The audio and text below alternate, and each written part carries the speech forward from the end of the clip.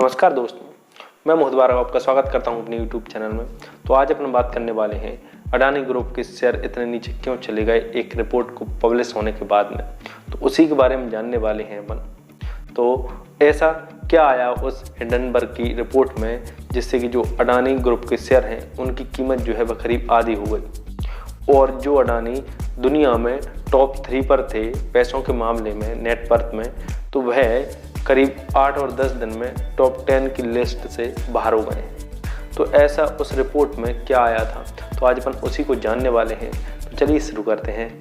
सबसे पहले अपन जानते हैं कि जो हिंडनबर्ग कंपनी है वह काम क्या करती है। तो वह जो कंपनी है उसके फाउंडर हैं जोनाथन एंडरसन। तो वह अमेरिका में एक कंपनी में डेटा रिसर्च की कंपनी में उसमें काम करते थे। तो उस काम को करते हुए वह यह समझ गए कि कैसे बड़े बड़े जो उद्योगपति हैं शेयर मार्केट में कैसे कुछ ऐसी चीज़ें कर रहे हैं जो बाहर के आम लोगों को कुछ पता ही नहीं है। तो इसके बाद में उनके दिमाग में एक आइडिया आया कि क्यों ना एक जो बड़ी बड़ी कंपनियां हैं इनकी फाइनेंशियल एनालिसिस कंपनी की एक शुरुआत करी जाए। और इसी आइडिया के साथ उन्होंने 2017 में हिंडनबर्ग कंपनी की शुरुआत करी थी।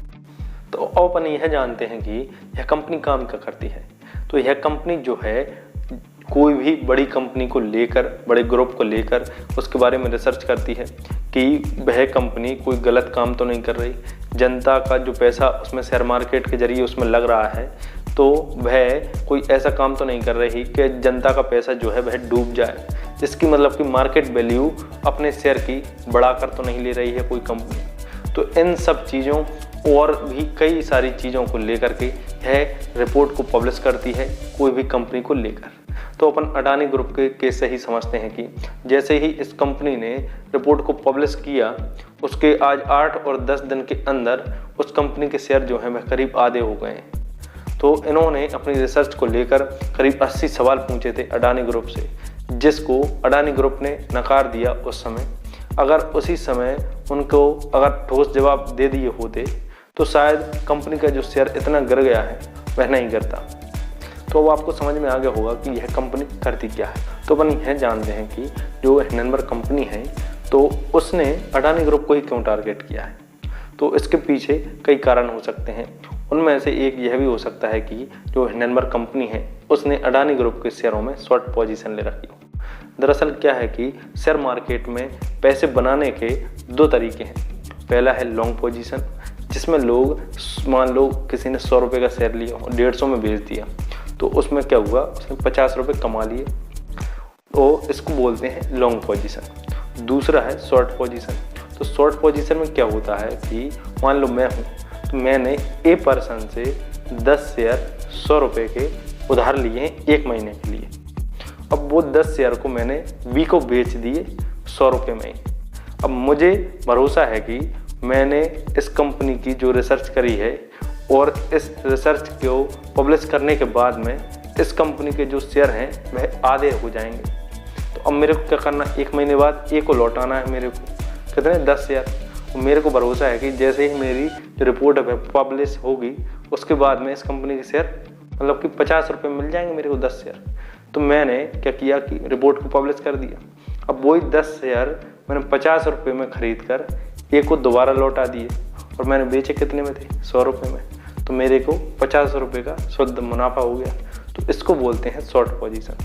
तो हो सकता है कि हिंडनबर्ग ने पैसे बनाने के लिए रिपोर्ट को पब्लिश किया हो। तो अब आप भी समझ गए होंगे कि जो हिंडनबर्ग ने रिपोर्ट पब्लिश करी है अडानी ग्रुप के बारे में वह क्यों करी है। हिंडनबर्ग कंपनी ने जो अडानी ग्रुप है उस पर कई आरोप लगाए हैं, जिनमें से 3 मेन हैं।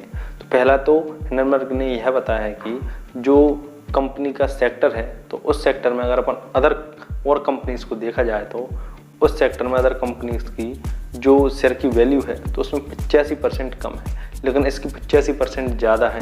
तो वह क्यों है। दूसरा ये है कि जो अडानी ग्रुप है पहले यह क्या करते हैं कि जो अदर जैसे मान लो कि अदर कंट्रीज़ हैं, श्रीलंका, मॉरिशस, तो इन देशों में कोई कंपनीज हैं तो उनमें निवेश कर देते हैं। तो बाद में यह कंपनी क्या करती हैं, दोबारा से अडानी ग्रुप के शेयरों में निवेश करती हैं। तो इससे होता क्या है कि जब भी किसी कंपनी में फॉरेन इन्वेस्टमेंट आता है तो उस शेयर की जो डिमांड है वह बढ़ जाती है। तो हिंडनबर्ग का कहना है कि जो अडानी ग्रुप के शेयर हैं वह जानबूझकर इस गलत तरीके से बढ़ाए गए हैं उसके शेयर। और उसका कहना है कि जो अडानी ग्रुप के जो गौतम अडानी हैं उनके छोटे भाई हैं विनोद अडानी, तो वह दुबई में रहकर यही काम कर रहे हैं। और तीसरा आरोप यह है कि कंपनी ने अपनी औकात से ज़्यादा जो है वह कर्ज ले रखा है।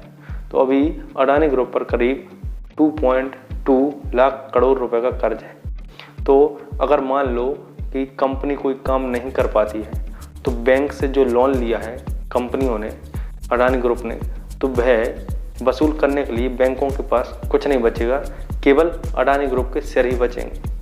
तो ऐसी बहुत सी चीज़ों को हिंडनबर्ग ने इस रिपोर्ट में पब्लिश किया है, जिसके कारण जो अडानी ग्रुप है उसके शेयर की कीमत करीब 10 और 12 दिन में आधी हो गई है। तो हिंडनबर्ग जो कंपनी है उसका रोल आपको समझ में आ गया होगा कि वह क्या काम करती है। तो हिंडनबर्ग कंपनी ने ऐसी कई बड़ी कंपनियों को कंगाल कर दिया है अपनी रिपोर्ट के द्वारा। तो ऐसे ही अब आपको समझ में आ गया होगा कि अडानी ग्रुप का जो शेयर है वह क्यों 10 और 12 दिन में आधा हो गया। तो अगर आपको वीडियो अच्छी लगी हो तो वीडियो को लाइक और शेयर जरूर करें और चैनल को सब्सक्राइब करना बिल्कुल ना भूलें, क्योंकि मैं मोहित भार्गव ऐसी इन्फॉर्मेटिव वीडियो लेकर आता रहता हूं। तो नमस्कार, जय हिंद, वंदे मातरम। मिलते हैं अगले वीडियो में।